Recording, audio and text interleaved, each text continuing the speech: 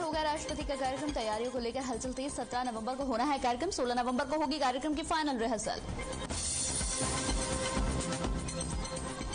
मुख्यमंत्री मनोहर लाल ने हरियाणा के खिलाड़ियों को दी बधाई। कहा, देश और प्रदेश का नाम हमेशा किया रोशन। 12 खिलाड़ियों और 4 प्रशिक्षकों को मिला राष्ट्रीय खेल पुरस्कार। खेल मंत्री संदीप सिंह का कुश्ती अखाड़ों पर बयान। बंद किए जाएंगे अवैध रूप से चलाए जा रहे अखाड़े। महिला कुश्ती खिलाड़ी की हत्या के बाद सख्त हुई सरकार। फतेहाबाद के गांव बिहड़ में दिखा बदमाशों का आतंक। घर में घुसकर हवाई फायरिंग, कुल्हाड़ी और डंडों से किया लोगों पर हमला।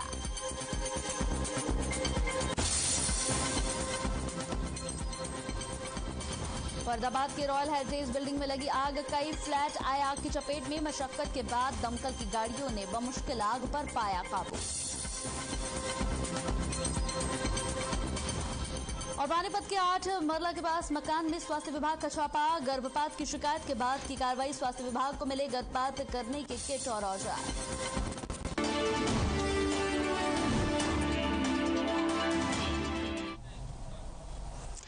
नमस्कार, हर खबर हरियाणा में आपका बहुत बहुत स्वागत है। आपके साथ हाजिर हूं मैं कंचन। शुरुआत करेंगे बुलेटिन की। तो मुख्यमंत्री मनोहर लाल ने हरियाणा के खिलाड़ियों को बधाई दी है। सीएम ने कहा है कि कुल 64 में से 17 पुरस्कार हमारे राज्य ने जीते हैं।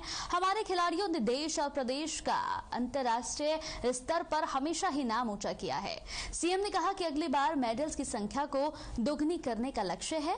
बता दें कि हरियाणा के 12 खिलाड़ियों और 4 प्रशिक्षकों को राष्ट्रीय खेल पुरस्कार से नवाजा गया है। सम्मानित किए जाने पर सीएम ने सभी खिलाड़ियों को बधाई दी। सीएम ने यहां पर खिलाड़ियों को बधाई देते हुए यहां हरियाणा वासियों को भी इसकी शुभकामनाएं दी। खास करके ध्यानचंद खेल रत्न पुरस्कार है, इसके अंदर ढेरों अवार्ड हमारे खिलाड़ियों को मिले हैं। देखिए, ये बहुत बड़ा खुशी का अवसर हमारे लिए, क्योंकि ओलंपिक में, पैरा ओलंपिक में जिस प्रकार हमारे खिलाड़ियों ने इतने मेडल लिए, और वो भी एक खुशी का अवसर था। लेकिन आज तो वो खुशी डबल हो गई कि जब राष्ट्रपति जी ने राष्ट्रीय स्तर के ऊपर जो पुरस्कार थे, उसमें खास करके ध्यानचंद खेल रत्न पुरस्कार है, उसमें अर्जुन अवार्ड है, उसमें द्रोणाचार्य अवार्ड है, और इसके अंदर ढेरों अवार्ड हमारे खिलाड़ियों को मिले हैं। और मैं कहता हूँ कि कुल 64 में से 17 अवार्ड केवल हरियाणा के खिलाड़ियों को मिले हैं, जो 25 वर्ष से भी ऊपर बनता है। तो इस प्रकार की खुशी का दिन मैं समझता हूँ अभी में लगातार आता रहे। और मैं इस अवसर पर अपने जितने भी खेल प्रेमी, जितने भी हमारे खिलाड़ी हैं, जिन्होंने भी मेडल लिए हैं, जिनको भी पुरस्कार मिले हैं, उन सबको, उनके परिवार के लोगों को और हरियाणा की जनता को मैं बहुत बहुत बधाई और बहुत बहुत शुभकामनाएं। और वो भी एक खुशी का अवसर था। तो हरियाणा के खेल मंत्री संदीप सिंह का कुश्ती अखाड़ों में महिला खिलाड़ियों पर हो रहे आपराधिक मामलों को लेकर बड़ा बयान सामने आया है। हाल ही में सोनीपत में एक अखाड़ा संचालक ने एक महिला कुश्ती खिलाड़ी और उसके भाई की गोली मारकर हत्या कर दी थी। इस पर खेल मंत्री संदीप सिंह सरकार जल्द ही एक पहल कर रही है, जिसमें साफ तौर पर कह दिया गया है कि सिर्फ मान्यता प्राप्त कुश्ती के अखाड़े ही चल पाएंगे। अवैध रूप से चल रहे कुश्ती अखाड़ों को बंद करेगी सरकार। साथ ही अखाड़ों में खिलाड़ियों की सुरक्षा और निगरानी के लिए सीसीटीवी भी लगाए जाएंगे। हमने जितने भी ये कह सकते हैं कि अनऑफिशियल जो एक तरीके के जो खिलाड़ियों को तैयार करने वाले जो एक छोटे से अपने घर में हॉस्टल टाइप के बनाए हुए हैं, उनके लिए एक नई चीज हम शुरुआत करने वाले हैं, जो सरकार द्वारा मान्यता प्राप्त उसको करवाएगा। उसके अंदर कैमरेज, उसके अंदर वो सुविधा होगी, तभी हम उसको लाइसेंस देंगे। वो लाइसेंस होल्डर ही अपना हॉस्टल शुरू कर सकता है, अपना अखाड़ा शुरू कर सकता है, जिससे कि जो बच्चे हैं वो सिक्योर भी रहेंगे। क्योंकि आजकल जो खिलाड़ी है वो अब आजकल क्या, पहले जमाने से अभी तक जितने भी खिलाड़ी हैं उनको अपनी शरीर को ही उनका धन होता है, दौलत होती है।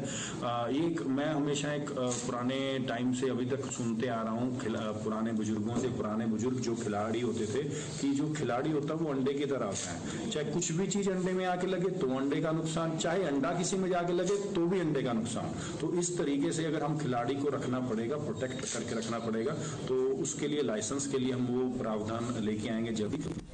तो वहीं हरियाणा के कृषि मंत्री जेपी दलाल रविवार को भिवानी पहुंचे। उन्होंने अपने आवास पर जनता दरबार लगाकर लोगों की समस्याओं को सुना। इस दौरान मीडिया से रूबरू हुए जेपी दलाल ने यहां पर किसान आंदोलन, पर्यावरण प्रदूषण और डीएपी की कमी को लेकर अपनी राय भी रखी। जेपी दलाल ने पंजाब सीएम के दिल्ली हिंसा के आरोपियों को 2-2 लाख रुपए की आर्थिक सहायता देने पर निशाना साधते हुए कहा कि यह आंदोलन किसानों का नहीं, कांग्रेस का है। बस कांग्रेस से पार्टी का झंडा हटा दिया गया है। यहां पर जेपी ने कहा कि कांग्रेस बीजेपी सरकार को यहां स्थिर पर कुर्सी हथियाना चाहती है।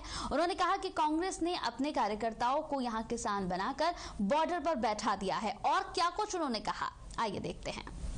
नहीं, मैं तो पहले से ही कह रहा हूं कि ये जो आंदोलन है कांग्रेस का आंदोलन है, जो झंडा अपना हटा दिया उन्होंने और सरकार को अस्थिर करके कुर्सी हटाने की कोशिश कर रहे हैं। लेकिन देश का किसान हो, हरियाणा का किसान हो, किसी भी रूप में राहुल गांधी को अपना नेता नहीं मानेगा, क्योंकि कांग्रेस ने ही किसानों का शोषण किया है। आज मोदी जी की नीतियों की वजह से किसान को फायदा मिल रहा है, डायरेक्ट पैसा मिलता है, मानधन योजना मिलती है, बीमा योजना से फायदा मिल रहा है, भाव अच्छे मिल रहे हैं, मंडियों की व्यवस्था अच्छी है। और कांग्रेस को इलाहाबाद के चुनाव से सबक ले लेना चाहिए, जहां उसकी जमानत जब्त हुई। जिस तरह से कांग्रेस का बर्ताव है, आम किसान इस बात को समझ चुका है कि कांग्रेस किसानों के नाम पर राजनीति करके कुर्सी हथियाना चाहती है करता। तो वहीं कांग्रेस प्रदेश अध्यक्ष कुमारी शैलजा ने महंगाई के मुद्दे को लेकर सरकार पर जमकर निशाना साधा। क्या कुछ कहा कुमारी शैलजा ने, आइए आपको सुनवाते हैं।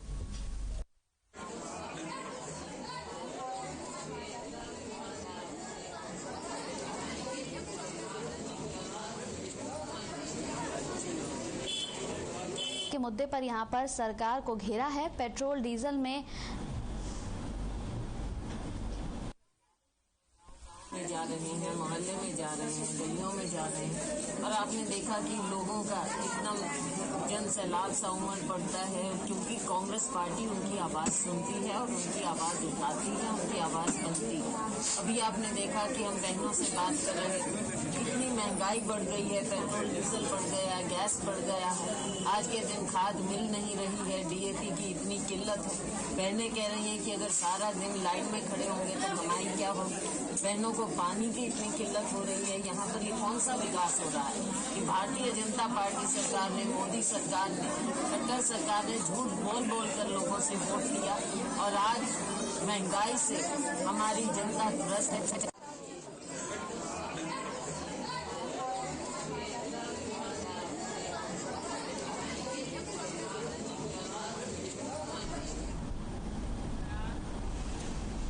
तो खबर बिहार गांव की है, जहां एक ढाड़ी में कुछ लोग घर में घुसकर हवाई फायरिंग करते हुए नजर आए और तलवारों से यहां हमला करने का मामला भी सामने आया। घटना में एक पक्ष के 4 से 5 लोग घायल हो गए हैं, जबकि दूसरे पक्ष के एक बुजुर्ग की यहां पर टांग टूट गई है।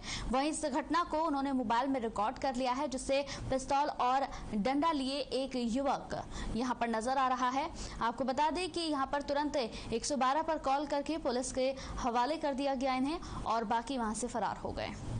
घायलों को नागरिक अस्पताल में भर्ती कराया गया, जिसके बाद एक और वीडियो यहां सामने आया। घायल पक्ष के लोगों ने ही इसे रिकॉर्ड किया। इसमें दिख रहा है कि 15 से 20 युवक पथराव कर रहे हैं।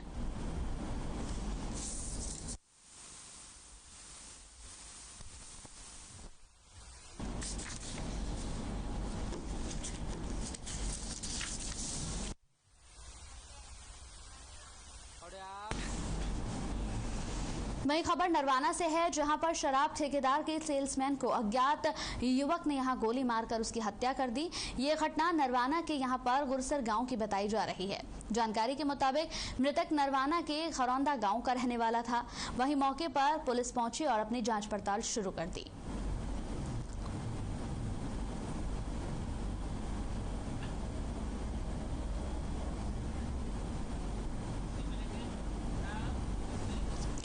तो प्रदेश में बढ़ता डेंगू और घटती प्लेटलेट से चिंता का विषय बन गई है। लोगों को जागरूक होना बहुत जरूरी है। कोरोना संक्रमण के बाद अब बढ़ता डेंगू वाकई यहाँ चिंता बढ़ा रहा है। हालांकि स्वास्थ्य विभाग द्वारा बढ़ते डेंगू के कहर पर अंकुश लगाने के लिए लोगों को जागरूक किया जा रहा है। आप तस्वीरों में भी देखेंगे किस तरह से यहाँ पर कूड़े के ढेर नजर आ रहे हैं। साथ ही साथ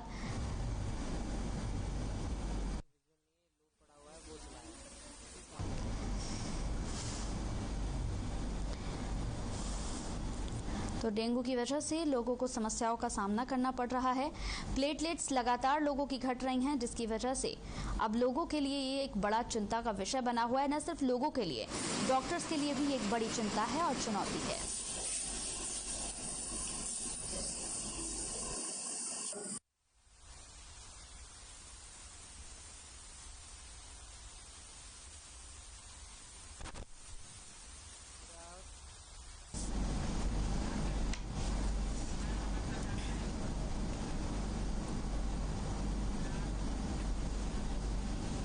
तो धर्मनगरी कुरुक्षेत्र आज धीरे धीरे नशे के दलदल में धंसता जा रहा है। बीते दिन वायरल हुई वीडियो के बाद यहां पर मोहल्ले के लोग जागे और मोहल्ले के नशा तस्कर के घर के बाहर लोगों ने प्रदर्शन किया। मौके पर पुलिस भी मौजूद रही। वहीं पुलिस अधिकारी प्रेमचंद का कहना है कि फिलहाल आरोपियों की तलाश की जाएगी और नियम अनुसार कार्रवाई भी की जाएगी।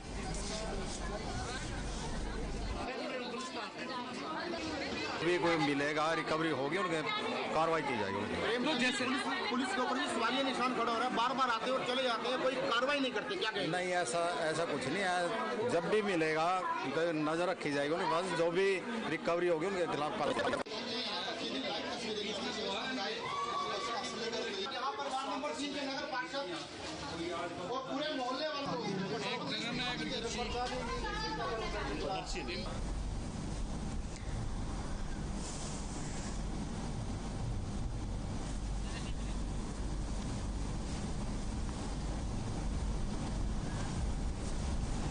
तो खबर करनाल से है। करनाल स्वास्थ्य विभाग और पानीपत स्वास्थ्य विभाग की टीम ने यहां 8 मरला के पास एक मकान में रेड डाली। सूचना मिली थी कि मकान में अवैध रूप से यहां पर डिलीवरी करवाई जा रही है। स्वास्थ्य विभाग की टीम को मौके से यहां गर्भपात करवाने वाले किट भी मिली हैं, औजार भी मिले हैं। बताते चले कि निजी मकान में महिला बगैर लाइसेंस के गर्भपात यहां पर करती थी, जिस पर स्वास्थ्य विभाग कार्रवाई करते हुए इस मकान में पहुंचा और मकान को यहां सील कर दिया गया। मौके पर पुलिस को भी बुलाया गया और जो महिला ये काम कर रही थी उसके खिलाफ थाने में शिकायत दी गई। महिला को पुलिस ने गिरफ्तार कर लिया है।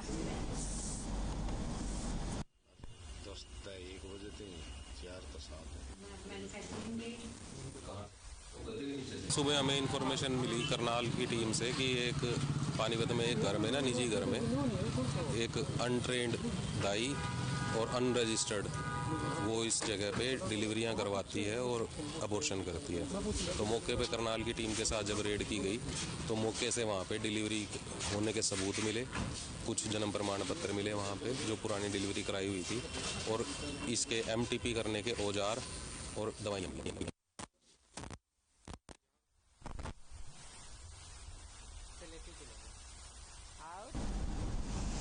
तो अब खबर सोनीपत के कुंडली सिंधु बॉर्डर से है, जहां लगातार 3 कृषि कानून विषय को लेकर नेशनल हाईवे पर किसान झोपड़ियां डालकर प्रदर्शन कर रहे हैं, जिनमें शामिल हरियाणा के एक किसान की मौत हो गई, जो पिछले 1 महीने से आंदोलन में शामिल था, जिसकी आयु करीब 75 से 76 वर्ष बताई जा रही है।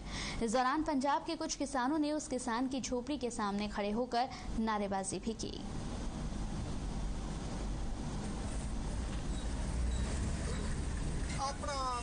भाजपा सरकार मुर्दाबाद।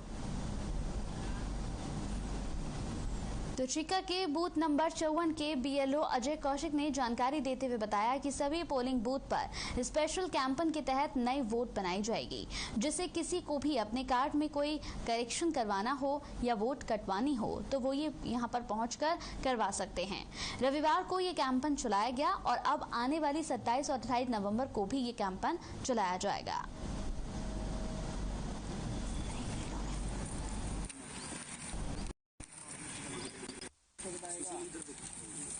इलेक्शन कमीशन के द्वारा 13 और 14 तारीख को, 13-14 नवंबर को और 27 और 28 नवंबर को जो है स्पेशल कैंपेन के माध्यम से नई वोटें बनाई जाएंगी। जो करेक्शंस हैं वो की जाएंगी। और अगर किसी की डिलीशन है मतलब वोट कटवा लिया वो बंद कर किया जाएगा। इसके लिए हेल्पलाइन के अलावा इलेक्शन कमीशन ने एक नई ऐप स्टार्ट की है, वोटर हेल्पलाइन ऐप। इस ऐप के तहत जो है मतलब कोई भी वोटर अपनी जो है अपने वोट को चेक कर सकता है एपिक नंबर डालकर या अपनी डिटेल्स डालकर। तो अंबाला नगर निगम इन दिनों एक्शन मोड में नजर आ रहा है। प्रॉपर्टी टैक्स ना देने वालों के खिलाफ नगर निगम ने अभियान चलाया है। इसी के चलते कई बिल्डिंग को नगर निगम की ओर से सील भी किया गया। अंबाला नगर निगम और निजी होटल मालिक के बीच प्रॉपर्टी टैक्स को लेकर गलतफहमी हुई।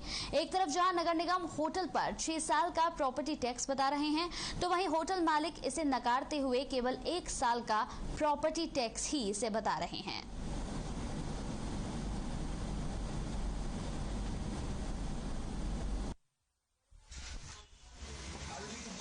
एक Rohit Jain versus state of Haryana का कोर्ट केस था, लोअर केस में। उसमें कुछ ऑर्डर्स हुए हैं और उन ऑर्डरों की हमने अपील की है। उस जो भी फैसला होगा हायर कोर्ट्स का हम मानेंगे उसको।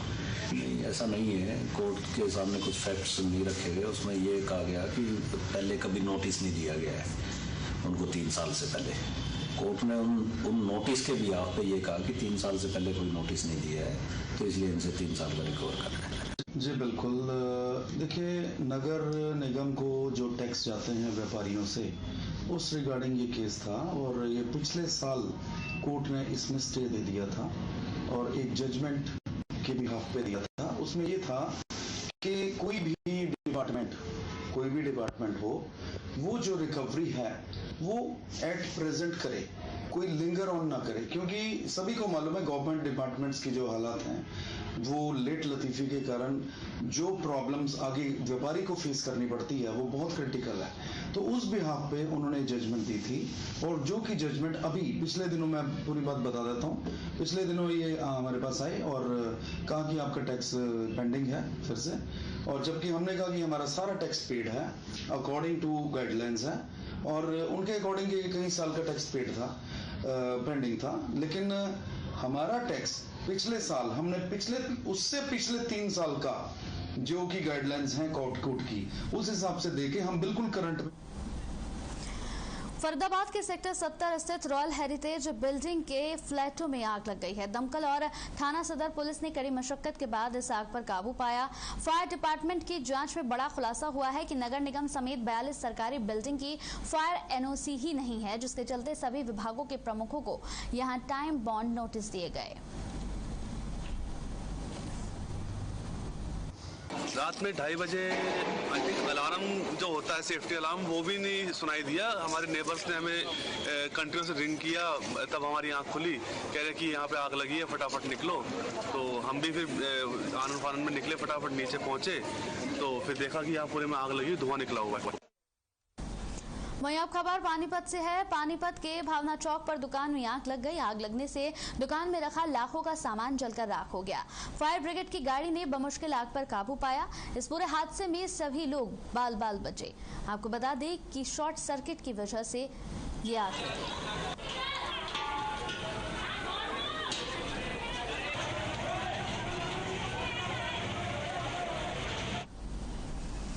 और अब खबर जींद से है, जहां रोहतक रोड पर यहां धसी सड़क के सैंपल लिए गए। इस मौके पर जींद विकास संगठन के अध्यक्ष राजकुमार गोयल प्रमुख रूप से मौजूद रहे। बता दें कि पिछले करीबन 3 साल से लोग इस सड़क की बदहाली से परेशान हैं, क्योंकि धसी सड़क की वजह से यहां आने जाने में लोगों को समस्याओं का सामना करना पड़ता है। यहां आए दिन दुर्घटनाएं होती हैं। लोगों का कहना है कि कई बार इसके लिए वो कई अधिकारियों से बातचीत कर चुके हैं, गुहार लगा चुके हैं, लेकिन जांच अभी तक नहीं हुई है।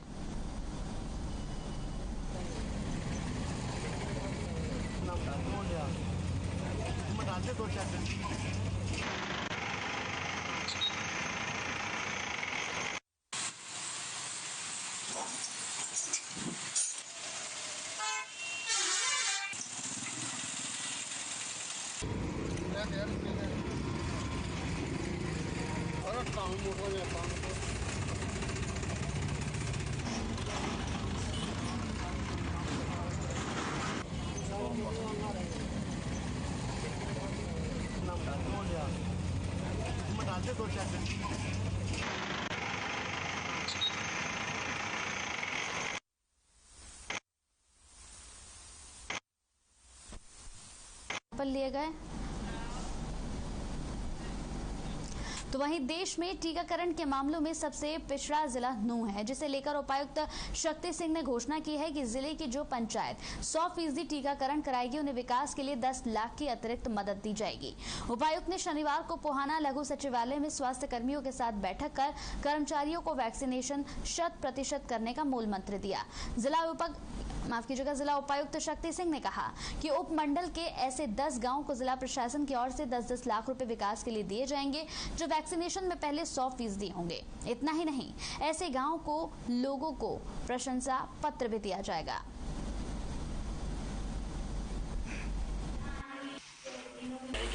ये जी निश्चित तौर पर जो आपकी सब डिवीजन के पहले 10 गांव अपने आप को 100% वैक्सीनेटेड डिक्लेयर करेंगे और कंफर्म होगा, उन हर गांव में 10-10 लाख रुपए के विकास कार्य अतिरिक्त रूप से ग्रांट प्रदान करवाई जाएगी, चाहे मुझे किसी रूप की तरफ है। उन कानूनों के अंतर्गत, उन्हीं सर्वेलेंस और कंट्रोल के अंतर्गत वो कार्य करवाए जाएंगे। लोगों को मोटिवेट किया है वैक्सीनेशन के लिए, तो उनके सुझावों को तरजीह दी जाएगी। कुछ स्लोगन का भी जिक्र सर हुआ था मीटिंग के दौरान। किसका जी? कुछ स्लोगन वगैरह का भी जिक्र हुआ था, हर घर दस्तक। हाँ, हर घर दस्तक से हमारा मतलब है, माननीय प्रधानमंत्री जी ने कहा है, मुख्यमंत्री जी ने कहा है कि हम अब एक बार हर घर पे एक बार जाके दरवाजा खटखटा के पूछेंगे जी कोई वैक्सीनेशन के बगैर रह गया है, हमारी टीम तैयार है, लगवा लीजिए। तो अंबाला कैंट सिविल अस्पताल में अब 100% शवों के पोस्टमार्टम हो सकेंगे। दरअसल इससे पहले आसपास के जिलों के मेडिकल कॉलेज में ये शव भेजने पड़ते थे, क्योंकि अंबाला में ये फैसिलिटी मौजूद नहीं थी, जिसके चलते पुलिस को भी दिक्कतों का सामना करना पड़ता था।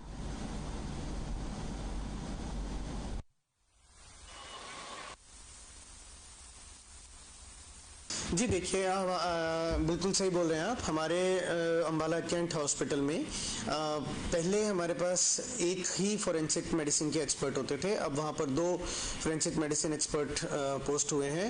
और हमारा जो वहाँ पर स्टेट ऑफ द आर्ट हमने मॉर्चरी का वहाँ पर बहुत जल्दी वहाँ खुल जाएगी, जिसमें कि हमारे पास डीप फ्रीजर्स होंगे जिनमें 8 शवों को एक साथ रखा जा सकेगा। तो अब तक जो नॉर्मल पोस्टमार्टम होते थे वो तो सारे जिले में होते ही थे, लेकिन जो 100% शव मिलते थे, जैसे पानी में डूबी बॉडी या कोई गला सड़ा शव जो बहुत दिनों से कहीं पे पड़ा है और जो पुलिस को मिलता था और वो हमारे पास लेके आते थे, तो ऐसे शवों का पोस्टमार्टम जो है वो जिले से बाहर मेडिकल कॉलेज में भेजा जाता था। लेकिन पिछले 2 महीनों से ये 100% शवों का जो पोस्टमार्टम है वो अंबाला कैंट में हमारे फोरेंसिक एक्सपर्ट्स द्वारा ही हो रहा है।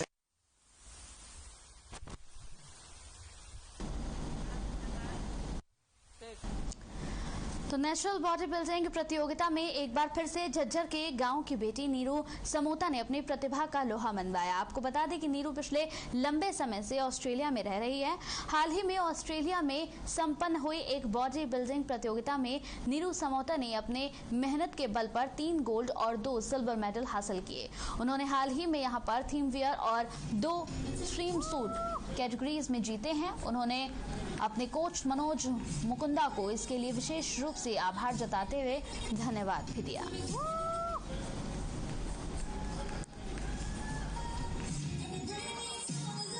मैं ऑस्ट्रेलिया में सेटल्ड हूँ। मैं प्रोफेशन से एक फिटनेस कोच हूँ और मैं एक नेचुरल बॉडी बिल्डर भी हूँ। मैंने आज यहाँ पर national body building Australia NBA federation के अंदर कंपटीशन में पार्टिसिपेट किया और उसमें मैंने 3 गोल्ड्स और 2 सिल्वर्स विन किए हैं। मैंने गोल्ड्स विन किए हैं theme wear and swimsuit categories के अंदर और मैंने 2 सिल्वर्स विन किए हैं बिकिनी कैटेगरीज के अंदर।